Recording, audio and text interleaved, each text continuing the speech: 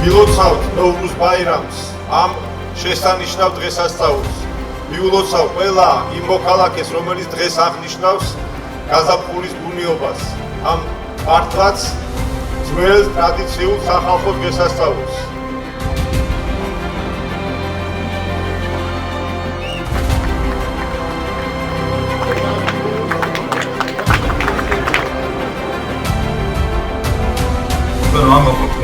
მრავალსაუკუნოვანი თანაცხოვრობით, მეგობრობით, რომელიც ვაკავშირებს ჩვენ ქრისტიანებს და მუსლიმებს, ქართველებს და აზერბაიჯანელებს, ეს არის ნამდვილად საამაყო ურთიერთობა, საამაყო მეგობრობა.